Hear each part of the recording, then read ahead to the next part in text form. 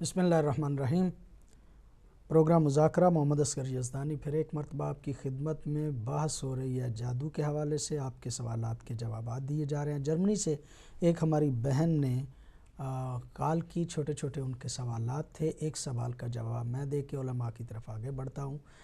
ایک سوال ان کا یہ تھا کہ نقلی دانت لگوانے جائز ہیں یا نہیں؟ یقینی طور پہ جائز ہیں۔ دانت اگر کسی کے جو ہیں وہ خراب ہو گئے ہیں اور وہ کوئی لگانا چاہتا ہے تو شرعی طور پہ اس پہ کوئی پابندی نہیں۔ البتہ انہوں نے کہا تھا اگرچہ اس پہ بحث ہوئی من شر النفاثات فی العقد، وہ کہتی تھی اس کی وضاحت ذرا مزید جس میں یہ ہے کہ قل اعوذ برب الفلق، یہ اس کے اوپر بھی آئے گا اعوذ برب الفلق، اور اسی طرح من شر النفاثات فی العقد۔ تو معنی تو اس کا یہ ہے کہ جو ان خواتین جو کہ وہ گانٹھ پر پھونکے مارتی ہیں، یعنی چونکہ عمل یہ ہوتا تھا گریں لگا کے کہ جنتر منتر کچھ پڑھتے جاتے تھے اور یہ بات پیغمبر گرامی کے زمانے داغے کی وہ گانٹھیں لگاتے جاتے تھے، یہ کرتے تھے نا وہ جو جادو۔ تو یہ عموماً ظاہرہ غلط کاموں کے لیے ہی ہوتا ہے یہ کام۔ تو اس میں کہا گیا ہے کہ ان سے بھی یعنی بچ کے اللہ کی پناہ میں آنا ہے۔ وَمِن شَرِّ النَّفَّاثَاتِ فِي الْعُقَدِ۔ تو ظاہر ہے کہ صرف خالی وہ پھونک مارنے کے عمل کی بات نہیں ہے کہ پھونک مارنے نہیں، وہ جنتر منتر وہ جادو جو بھی وہ پڑھتی ہیں پھر پھونک مارتی ہیں، پھر اس کی وہ گرہ ڈالتی ہیں کہ بھئی اس کے بعد وہ یعنی بچ گیا ہے، ٹھیک ہے۔ تو یہ عمل جو ہے میں عرض کر رہا تھا کہ بعض اس میں تفسیروں کی کتابوں میں یہ چیز موجود ہے کہ جہاں وہ رسول پاک کے لیے انہوں نے سارے اپنے ہیلے حربے استعمال کر لیے، اور ایک دفعہ یہ بھی کیا کہ جو لوگ نظر لگا سکتے ہیں، بعض لوگوں کی آنکھوں میں اور ذہنی کیفیت اور تاثیر نفس کی ایسی ہوتی ہے کہ کسی کو دیکھ لیں تو اس پر کوئی بلا نازل ہو جاتی ہے یا مسائل پیدا ہو جاتے ہیں، جسے نظر بد یعنی آنکھوں میں یہ تاثیر ہے۔ تو قرآن مجید میں سورہ ہے 68، تو اس میں ہے کہ انہوں نے کیا کیا کہ 10 ایسے آدمی کو بلایا کہ بھی وہ رسول پاک کو آتے ہوئے دیکھیں تو سارے رسول پاک کو یعنی نظر لگائیں۔ تو یہ کام بھی انہوں نے کیا، لیکن ظاہر ہے کہ رسول پاک پر اثر نہیں کر سکتا تھا۔ اور اسی طرح کہ ایک یہودی نے بھی مدینے میں یہ کام کیا کہ جادو کر کے تو ایک کنویں میں دفن کر دیا، اور روایتوں میں ملتا ہے کہ جبرائیل آئے اور یہ صورتیں لے کے آئے اور کہا کہ جائیں، اور حضرت علی علیہ السلام کو بھیجا گیا، ساتھ ان کے ایک دو اور بھی بھیجے گئے آدمی، تو وہ کنویں میں اترے اور وہاں پر جو اس میں گانٹھیں باندھی ہوئی تھیں، اور کہا کہ اس دونوں جو صورتیں 11 آیتیں ان کی، تو وہ جو گانٹیں لگی ایک ایک وہ آیت پڑھتے جائیں اور گانٹھ کھولتے جائیں، ٹھیک ہے۔ تو بعض کہتے جی کیسے ہو سکتا ہے؟ نہیں، رسول پاک پر اثر نہیں ہوگا، لیکن کیا جو جادو کرنے والوں نے کوشش کی، جو ہیں انہوں نے کوششیں بھی نہیں کی؟ نہیں، انہوں نے کوششیں کی ہیں، اور اللہ تبارک تعالیٰ ہی اسی کے اذن سے ہر چیز ہوتی ہے، لہٰذا اللہ نے اس کا توڑ بھی یہ بھیجا ہے کہ اس کو پڑھیں اور یہ کریں، تو کوئی آپ قبلہ آخر پہ میں مطلب اس حصے میں چھوٹے چھوٹے سوالات، ان کی شرعی حیثیت بھی جو ہے وہ امام ضامن کیا ہے اور اس کی شرعی حیثیت کیا ہے؟ میرا خیال ہے اس کو اگر مشکل سا مسئلہ پوچھ دیا وہ یہ ہے کہ غالباً اس کو یوں کہا جائے، یہ توسل کی ایک کیفیت کہی جا سکتی ہے کہ امام ضامن امام ہشتم علیہ السلام سے ایک واقعہ منقول ہے کہ ایک شکاری جو ہے وہ کسی ہرنی کے پیچھے تھا، تو وہ ہرنی جو ہے بھاگتے بھاگتے امام کی پناہ میں آئی، تو امام نے شکار کو روکا۔ اس ہرنی نے کہا کہ میرے 2 بچے ہیں جو میں ابھی بھوکے ہیں، تو میں چاہتی ہوں کہ وہ ان کو دودھ پلا کے تو میں وعدہ کرتی ہوں میں واپس آ جاؤں گی۔ تو ظاہر ہے کہ یہ بھی بات ہوئی کہ امام زبانیں جانتے ہیں، تو امام نے اس شکاری سے کہا فرمایا کہ بھئی تم یہ کام نہ کرو، اس نے یہ وعدہ کیا ہے، جانے دو میں ضامن، جانے دو۔ تو اس نے کہا جی کیا مطلب ہے، کیا ضمانت ہے؟ اب میرے ہاتھ آئے گی، ایک دفعہ بھاگ گئی تو یہ تو جائے گی، یہ تو جانور ہے۔ فرمایا میں ضمانت دیتا ہوں تو یہی ہوا کہ وہ جو ہے ہرنی اپنے دونوں بچے لے کے تو پہنچ گئی. تو بہرحال اس سے یہ ایک مطلب ہے لوگوں میں زامن آہو، زامن آہو کے نام سے جو ہے وہ ایک مشہور ہوا وہ واقعہ. اور اب جو مطلب تھوڑے سے پیسے جو ہیں وہ باندھ لیتے ہیں اپنی بازو کے ساتھ یا کسی کے ساتھ اور کہتے ہیں کہ یہ امام اس ضامن کو ہے. ایسے ہی آپ کہہ سکتے ہیں کہ یعنی ایک دفعہ صدقہ پہلے دے دیتے ہیں، ایک دفعہ یہ ہے کہ امام رضا علیہ السلام آپ کا توسل کرتے ہوئے یہ میں باندھ رہا ہوں، یہ میں آپ کی زیارت کے لیے یا کہیں اور سفر میں جا رہا ہوں، جب میں منزل مقصود پر پہنچ گیا یا واپس آ گیا خیر گریے سے تو اس کو میں کار خیر میں خرچ کر دوں گا، آپ ضامن رہیں، توسل ہے. تو اللہ تبارک تعالیٰ کے چونکہ یہ اولیاء ہیں انہی کے صدقے میں اللہ تبارک تعالیٰ قبول کرتا ہے، تو اس طرح کا ایک چیز ہے. یعنی بے شک جو ہے وہ صدقہ دیا جاتا ہے جی، اور اس صدقے کو منسوب کیا جاتا ہے حضرت امام جیسے رضا علیہ السلام امام جعفر صادق کے نام سے کنڈوں کے لحاظ کو منسوب کر دیا جاتا ہے. لیکن اگر آپ کہیں کہ نہیں یہ کیا امام علیہ السلام نے خود فرمایا ہے کہ بھی 8ویں امام نے کہا ہوا سن لو بھی لوگوں، آج کے بعد تم مثلا یہ کام کرنا، جب تم جاؤ تو اپنے بازو باندھ کے آیا کرنا، نہیں ایسی بات نہیں ہے، شریعت کی بات نہیں ہے، یہ عقیدت کی بات ہے اور اس میں کوئی حرج بھی نہیں. حرج نہیں ہے، مطلب شرعی طور پہ جائز ہے امام کے نام سے، یعنی ایک صدقے کی کیفیت ہے جس کو امام کے نام سے منسوب کیا جاتا ہے اور شرعی طور پہ اس پہ کوئی جو ہے وہ مسئلہ نہیں ہے. آپ سے چلیے آپ سے سوال یہ کہ یہ تعویذ جو ہوتے ہیں یہ کیا ہیں اور ان کی شرعی حیثیت کیا ہے؟ دیکھیں جی، تعویذ جو ہے وہ پناہ سے، یہ تعوذ اور نعوذ اور یہ سارے سیکھے نا وہ کہ تو اللہ کی پناہ میں آنا. تو یہ پہلے سے ہی ہوتا تھا، یہ ویسے تو جب سے انسان وجود میں آیا ہے نا جی، اور حضرت آدم علیہ السلام زمین پر آئے اور اس کی اولاد میں جوں وہ ضعیف ہوتا گیا عقیدہ، تو پھر انسان جو تھا نا کہتے ہیں کہ بھی جب وہ پہاڑوں کو دیکھتا تھا، چٹانوں کو دیکھتا تھا اور سمندروں کو دیکھتا تھا اور وہ سورج چاند اور یہ سانپ ٹھوئیں سب، تو انسان بنیادی طور پر ضعیف ہے، ٹھیک ہے. تو جس چیز کو بھی طاقتور دیکھتا تھا اسے خوف کھاتا تھا، ڈرتا تھا، تو اس کو ہی اپنا رب سمجھنا شروع کرتا. یہی قوت ہے، طاقت ہے. تو اس طرح سے وہ یعنی کوئی چاند کی پوجا کر رہا ہے، کوئی سورج کی، کوئی زمین کی، کوئی سانپ کی، کوئی کہیں. تو یہ کیوں ہے؟ یہ سارا اس خالق حقیقی پر، اس رب کائنات پر ایمان کمزور ہو گیا. اچھا، تو اب پھر ایسا بھی ہوا کہ بھئی اگر آپ نے محفوظ رہنا ہے تو یہ گلے میں ڈال لیں. تو کسی نے وہ لاکر ڈال دیا، کسی نے وہ لکڑیاں کاٹ کے ڈال لی، کسی نے کچھ کر لیا، کسی نے سانپ کی شکل بنا کے ڈال لی. تو یہ جو ہے نا اپنے آپ کو محفوظ سمجھنا، خود ضعیف ہے، کسی ایسی طاقت کا سہارا لینا کہ جو اس کو بچائے، ٹھیک ہے. تو اصل میں تو یہ ہے کہ اپنے آپ کو حفاظت میں دینا. تو یہ کام پہلے عربوں میں بھی ہوتا تھا، وہ بھی گلے میں کئی قسم کے پتھر ڈالے پھرتے تھے اور تسبیحاں اور چیزیں. رسول پاک صلی اللہ علیہ وآلہ وسلم جب تشریف لائے ہیں تو انہوں نے جب پیغام دیا تو ان چیزوں سے منع کیا ہے، چونکہ ظاہر ہے یہ ایسی چیزیں ہیں کہ جو آپ کو شباہت دیتی ہیں پھر وہ پرانے لوگوں کے ساتھ. اور اچھا، لیکن ایسا نہیں ہے کہ آپ اللہ تبارک تعالیٰ کے اسماء، اللہ کی صفات اور آیات قرآنی کو پڑھ کے اس پر جس پر کوئی اثر ہوا ہے یا کوئی بیمار ہے یا کچھ چیز اس پر پھونکے نہیں. ایسا کام ہوتا رہا ہے. خود امام حسن اور امام حسین علیہ السلام کے لیے روایت میں ملتا ہے کہ یہی جو سورے آئے ہیں موضعتین ان کا، اور اس کے علاوہ بھی کہ رسول پاک صلی اللہ علیہ وآلہ وسلم ان دو شہزادوں کو اس سے تعویذ دیتے تھے، اور اسی طرح بعض صحابہ نے بھی کیا ہے. تو یہ تعویذ جو ہے یہ اسی سے نکلا ہے، یعنی حفاظت اپنی کرنا. تو لہٰذا اگر وہ اللہ تبارک تعالیٰ کے اسماء کی بات ہو، صفات کی بات ہو، تو جس میں توحید کے خلاف بات نہ ہو تو یہ کرنا جائز ہے، اور اس کا معاوضہ لینا بھی جائز ہے، ٹھیک ہے. اور اسی طرح دم کرنا یعنی پڑھ کے پھونک دینا اس پر، یہ بھی جائز ہے. اور حتیٰ کہ جو دیوبندی اور وہابی لوگ ہیں وہ بھی دم کو جائز سمجھتے ہیں کہ پڑھ کے پھونکا جائے تو یہ جائز ہے،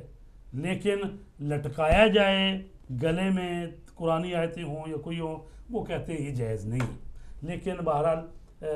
ہم شیعہ فقہ جعفری کے نزدیک یہ جائز ہے، یعنی قرآن مجید کی آیات ہوں یا سماع ہوں یا یہ چیز لکھ کے گلے میں ڈالنا برکت کے لیے، یا آیت الکرسی اپنی حفاظت کے لیے، یا قبلہ نے ابھی ذکر کیا نعت علی پڑھنا، اور یہ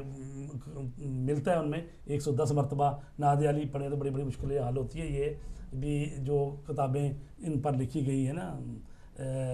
تویز اور اعمال پر، ان میں یہ چیزیں ملتی ہیں. تو لہٰذا یہ جائز ہے، یہ ناجائز نہیں ہے. بنیادی معاملہ وہی ہے کہ خدا کی ذات پر توکل رہے اور اسی کو کارساز سمجھے. یہ باقی سارے وسیلے توسل اور انسان کو مطمئن کرنے کے لیے چیزیں ہیں. اگر اللہ درمیان سے نکل جائے تو چاہے جس چیز کو مگر لے آئیں وہ کوئی کارساز نہیں ہے، لیکن اللہ کی ذات رہے درمیان میں تو باقی یہ سارے چیزیں توسل کے طور پر. قبلہ آپ سے سوال اگرچہ موضوع قبلہ کا ہے لیکن ان سے وہ دوسرا سوال کر لیا. آپ سے سوال یہ کہ استخارہ، آج کل استخارہ سینٹر اور یہ اور وہ اور بہت معاملات جو ہیں وہ ہو رہے ہیں، اور لوگوں کو اپنی طرف متوجہ کرنے کے لیے بعنوان استخارہ بہت باتیں کی جا رہی ہے. قبلہ بھی ایک پروگرام کرتے ہیں استخارہ کا. یہ استخارہ کا عمومی مفہوم کیا ہے اور اصل استخارہ کیا ہے؟ میں عرض کروں کہ استخارہ باب استفعال اگر اس کو ٹیکنیکل اصطلاح میں کہیں تو طلب خیر ہے. استخارہ یعنی طلب خیر. اب البتہ اہل سنت میں اور ہمارے ہاں فرق ہے استخارے کا. وہ تو وہی عدد نکالتے ہیں، پھر وہ بتاتے ہیں، پھر بعد کی خبریں بھی دیتے ہیں آپ کے ساتھ یہ ہوگا وہ ہوگا. ہمارے ہاں ایسا نہیں ہے. ہمارے ہاں طلب خیر یہ ہے کہ یعنی ان کے ہاں استخارہ تقریباً وہی نجوم والی کیفیت بنتی وہ ہے، بالکل مختلف ہے جو مطلب وہ وہی نہیں. ایک جو بخاری میں اور دوسری صحاح میں ہے، اس میں ایک طریقہ اور بھی ہے کہ استخارے کی دعا ہے، اس کو پڑھ کے آپ سو جائیں یا 2 رکعت نماز پڑھ کے سو جائیں. آپ کو خواب میں اگر نہیں، اس وقت جو علماء کر رہے ہیں، جو مطلب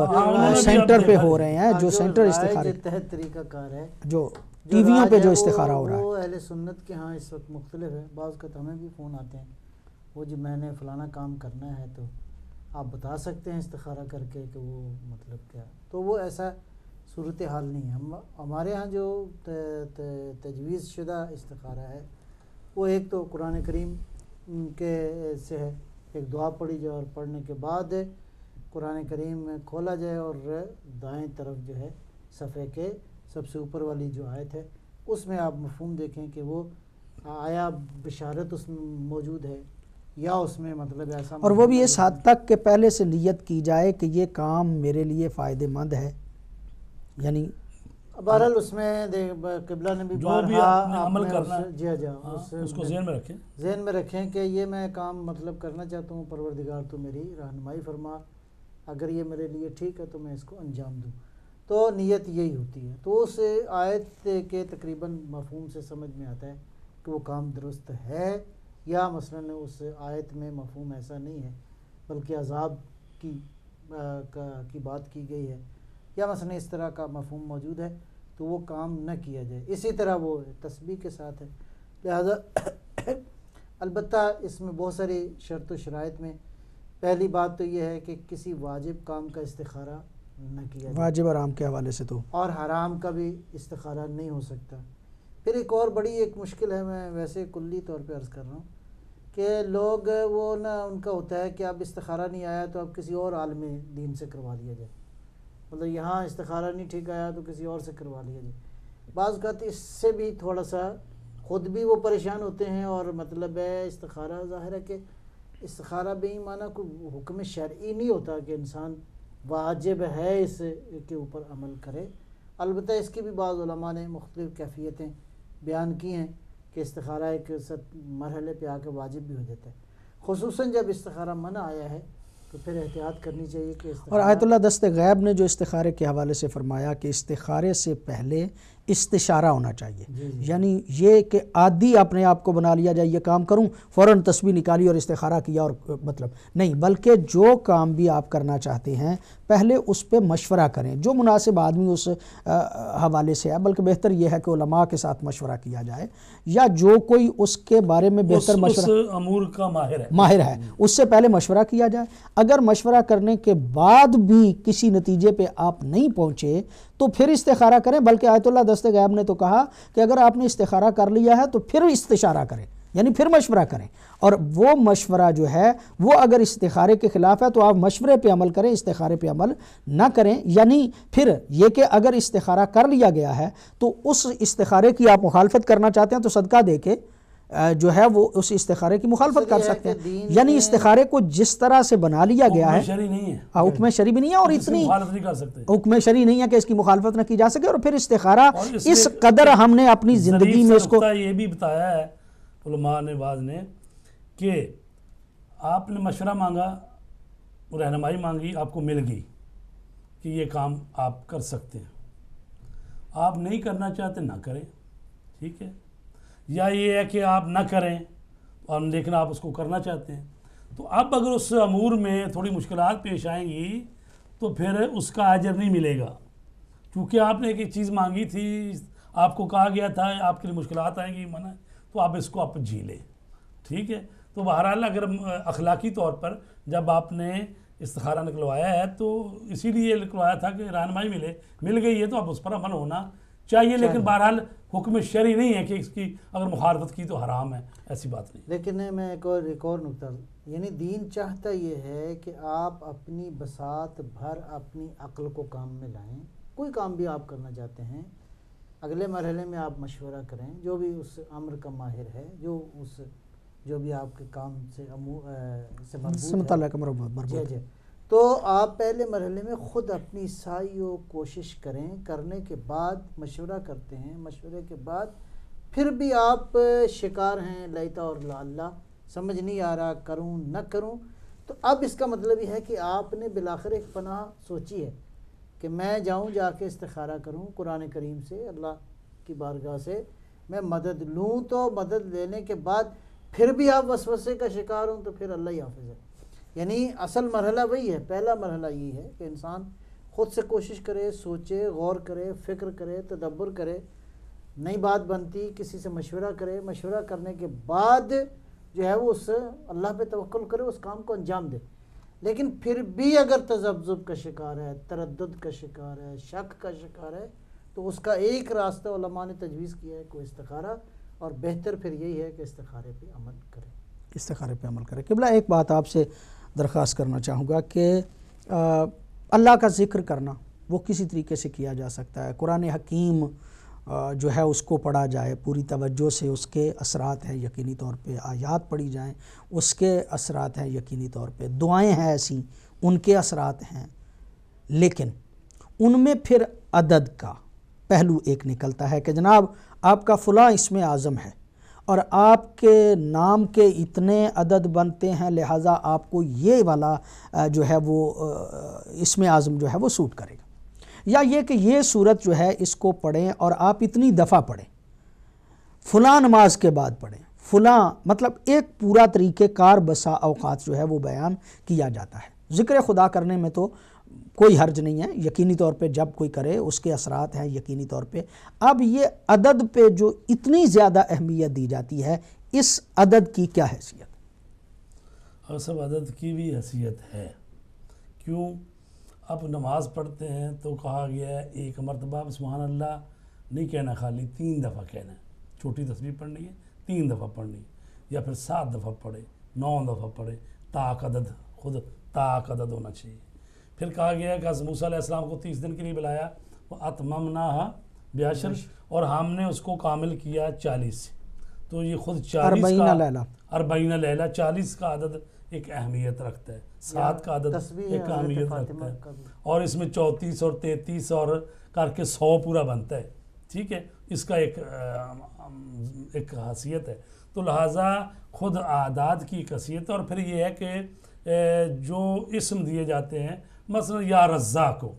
تو جو اس کا رے زے الف قاف اس کا نکالتے ہیں، مثلا 308 مرتبہ بنتا ہے اس کا عدد جو ہے، تو کہتے ہیں اس کو 308 مرتبہ پڑھیں۔ مثلا یا علی کو کہنا ہے آپ نے تو علی کا 110 بنتے ہیں، تو کہتے ہیں مثلا 110 مرتبہ پڑھیں۔ اسی طرح یا جامع ہو، وہ جے میم عین کا 114 نکلتا ہے، تو یہ اس کا بہرحال ایک ہے، عدد کی بھی اپنی ایک اہمیت ہے۔ اور پھر یہ ہے کہ یہ جو عدد دیا جاتا ہے اتنی دفعہ پڑھا جائے تو اگر مطلق ذکر کرنا ہے تو پھر کوئی پابندی نہیں ہے، آپ مطلق آپ ذکر اللہ تبارک تعالیٰ کے اسماء الحسنی کا آپ پڑھتے رہیں، لیکن بہرحال یہ جو عدد ہیں اعداد ہیں اس کا بھی ایک، اس میں یہ مثال یہ بھی دیتے ہیں بعض بزرگ کہ کہتے ہیں کہ اگر آپ کو کہا جائے کہ بھی یہ خزانہ جو ہے جہاں آپ کھڑے ہیں یہاں سے 100 میٹر کے فاصلے پر ہے، تو 100 میٹر پہ جا کے آپ کھودیں، تو آپ کہیں کہ کوئی بات نہیں کھودنا ہی ہے نا جی، تو وہ آپ 5 میٹر پہ کھودنا ساری عمر کھودتے رہیں، نہیں ہے، مطلب ایک اثر ہے۔ تو جب یہ 34 مرتبہ 33 مرتبہ اس کی اہمیت پھر 100 مرتبہ بنتا ہے، تو لہٰذا اعداد کا بھی ایک اہم رول ہے۔ تو ذکر مطلق آپ کرتے رہیں سارا دن، لیکن جب آپ کچھ خاص عمل کرنا چاہتے ہیں تو پھر جو عاملین جو کہتے ہیں جن کو اس کی کچھ بدھ ہے عدد کی اور حروف کی۔ اچھا قبلہ یہی سوال آپ سے تھوڑا سا سوال بدل کے اس طرح کہ بعض چیزوں کے عدد تو معصومین علیہم الصلاۃ والسلام نے ہو سکتا ہے کہ روایات میں بیان کیے ہوں، جیسے جناب سیدہ کی تسبیح پیغمبر گرامی نے کہا کہ اتنی مرتبہ پڑھی جائے، یا فرض کریں قرآن حکیم کہتا ہے کہ 40 لیلہ تھا۔ اب جو بیٹھے ہوئے لوگ ٹی ویوں پہ اپنے طور پہ عدد یہ کرو وہ کرو، ان کی پابندی ضروری ہے؟ دیکھیں میں عرض کروں گا بات وہی ہے جو قبلہ نے بیان فرمائی، اگر کسی چیز کی اصل موجود ہو نا جی ہاں، اس پر پھر آگے شاخ و برگ وہ دے دیتے لوگ، بنا دیتے ہیں، لیکن یہ ہے کہ اصل حقیقت یہی ہے کہ عدد کی بہرحال تاثیر ہے۔ بہت سارے علماء کے اپنے تجربات ہیں، مطلب ہے یعنی ایک خاص عدد سے اگر آپ پڑھیں تو خداوند عالم کی خاص ایک لطف و عنایت اس ذکر کے حوالے سے ہوتی ہے، لیکن بہرحال اسی سے پھر آگے لوگوں نے بہت ساری چیزیں بنا لی ہیں۔ وہ کسی نے بڑی ایک اچھی بات کی، اس نے کہا کہ لوگ مطلب ہے شریعت کے احکام کو جب سوء استفادہ کرنا چاہتے ہیں تو وہ کئی اس کی شکلیں ہیں۔ مثلا دین کہتا ہے جی، شریعت نے کہا جی چینی کھانا حلال ہے، اب شریعت نے یہ چینی کھانا حلال ہے، اس کا یہ مطلب نہیں کہ آپ دن میں 2 کلو چینی کھا لیں، یعنی وہ اگر کرتا ہے کوئی تو اس کا اپنا نقصان ہے، وہ اب یہ انتخاب کرے گا، چینی اپنی ضرورت کے مطابق استعمال کرے گا۔ اسی طرح کچھ چیزیں بنیادی طور پہ موجود ہیں عدد کے حوالے سے، یہ بحثیں موجود ہیں۔ جناب سیدہ فاطمہ الزہرا سلام اللہ علیہا کی تسبیح کے حوالے سے جو حدیث موجود ہے، کسی نے امام صادق علیہ السلام سے پوچھا کہ مولا اللہ فرماتا ہے وَاذْكُرُوا اللَّهَ ذِكْرًا كَثِيرًا، قرآن کریم کے اندر کہ اللہ کا ذکر کثیر کرو، تو فرمایا کہ یہ ذکر کثیر ہماری دادی جدہ فاطمہ الزہرا کی تسبیح جو ہے وہ ذکر کثیر پروردگار ہے۔ اب وہ کس معنویت اور کس سطح پہ ہے وہ تسبیح، وہ ہمیں تو نظر نہیں آتی، لیکن اگر واقعاً اس تسبیح کوئی خاص جیسے کہ بزرگ بیان کریں جن کا کوئی تجربہ ہے، تو یقیناً وہ معنویت وہ آثار مرتب ہو سکتے ہیں انسانی وجود کے۔ اور آپ نے دیکھا کہ اصل ذکر وہی ہے، اللہ کا، اللہ کی کبریائی کا ذکر ہے، خدا کی حمد و ثنا ہے، اس کی قدوسیت۔ تعریف ایک معروف بدعت کے حوالے سے کہ ادخال فی الدین ما لیس بدین، اخراج من الدین ما لیس ما هو دین، یعنی دین سے کسی چیز کو نکال دینا کہ جو دین ہے، یا دین میں کوئی داخل کر دینا کہ جو دین نہیں ہے۔ بدعت کے عنوان سے بسا اوقات یہ چیزیں جو ہیں ان پہ یہ بات بھی کہی جاتی ہے کہ یہ پیغمبر گرامی صلی اللہ علیہ وآلہ وسلم کے زمانے میں اس طرح سے جو اب لوگ بیان کر رہے ہیں خاص عدد کے اعتبار سے یہ نہیں تھی۔ کیا فرماتے ہیں آپ؟ جی صحیح کہتے ہیں آپ کہ ایسا نہیں ہے کہ بھئی پیغمبر اسلام نے لوگوں کو یعنی عملی جدوجہد چھوڑ کر ان اذکار پر لگا دیا ہو، ایسا نہیں ہے، ٹھیک ہے، لیکن اس کی آڑ میں یہ بھی کہنا کہ نہیں ان کا وجود ہی نہیں ہے، یہ بھی نہیں ہے۔ وہی بات ہے، اعتدال کی بات ہے۔ توازن۔ تو رسول پاک خود جنگوں میں جاتے رہے ہیں، خود دشمن حملے کرتے رہے ہیں، تو اگر خالی دعاؤں سے کام ہوتا ہے تو رسول پاک سے بڑھ کر کس کی دعا ہو سکتی ہے؟ لیکن وہ تو آئے ہیں انسانوں کو عملی جدوجہد سکھانے اور کرنے، اور معاشرے کا نظام چل ہی نہیں سکتا خالی معجزے پر دعاؤں پر تو نہیں ہے نا جی۔ تو لہٰذا دونوں چیزیں ساتھ ساتھ ہیں، اور عمل بھی کریں اور ساتھ دعا بھی کریں۔ بڑی نوازش، مہربانی قبلہ، پروگرام کا وقت ختم ہوا، آپ کی بڑی مہربانی، شکریہ۔ بنیادی طور پہ آج کا پروگرام جادو کے حوالے سے ہم نے آپ کی خدمت عالیہ میں پیش کیا۔ یقیناً جادو کی ایک حقیقت ہے، اس کے اثرات ہیں، اور اس کا سیکھنا حرام ہے، الا یہ کہ ایسا مقام آ جائے کہ جب جادو کا توڑ کرنا مقصود ہو، اور وہ بھی پاکیزہ نفس، اس لیے کہ سوء استفادہ عمومی طور پہ اس سے ہوتا ہے۔ شریعت اسلامیہ لوگوں کو سست اور کاہل بنانے کے لیے نہیں آئی تھی، بلکہ شریعت اسلامیہ کا مقصد یہ تھا کہ اللہ رب العزت نے ہر انسان کو جو قوت و طاقت عطا کی ہے، اس قوت و طاقت کو استعمال کر کے عملی جد و جہد کرے، عملی کوشش و کاوش کرے۔ دعائیں اپنے طور پہ اثر رکھتی ہیں، استخارے کا اپنا مقام ہے، صدقے دینے کے اپنے اثرات ہیں، وہ شرعی تمام امور کہ جن کی شریعت نے اجازت دی ہے، ان کے ہوتے ہوئے بھی یہ بات ہمارے ذہن میں رہنی چاہیے کہ ہمارا ربط اللہ رب العزت کے ساتھ مسلسل رہنا چاہیے، اور کسی موقع پہ بھی ہماری عملی کوشش جو ہے اس کو منقطع نہیں ہونا چاہیے۔ رزق صرف دعاؤں کے ذریعے سے حاصل نہیں ہوتا جب تک کہ کوشش و کاوش نہ کی جائے۔ اپنے موجودہ اسباب و وسائل جو انسان کے پاس موجود ہیں ان کو پوری طرح سے بروئے کار لائے۔ اگر گندم بوتا ہے تو گندم کے بونے میں وہ پوری کوشش و کاوش کرے، لیکن پھر بھی ضروری نہیں کہ اس کا نتیجہ یہ نکلے کہ گندم اس کے گھر میں آ جائے۔ پھر بھی طوفان آ سکتا ہے، بارش آ سکتی ہے، جس کی وجہ سے اس کی وہ گندم کے جو پوری طرح سے اس وقت کاٹنے کے قریب تھی وہ خراب ہو سکتی ہے۔ لہٰذا ایسے موقع پہ ہر کام کوشش کرنے کے بعد توکل اللہ پہ کرنا چاہیے، اور اس ذات سے دعائیں ہمیشہ کرتی رہنی چاہیے تاکہ کام بھی کریں اور اللہ کے ساتھ ربط بھی رہے۔ اللہ کے ساتھ ربط کبھی بھی ٹوٹنا نہیں چاہیے۔ آج کے پروگرام سے محمد اصغر یزدانی کو اجازت دیجیے۔ والسلام علیکم ورحمۃ اللہ وبرکاتہ۔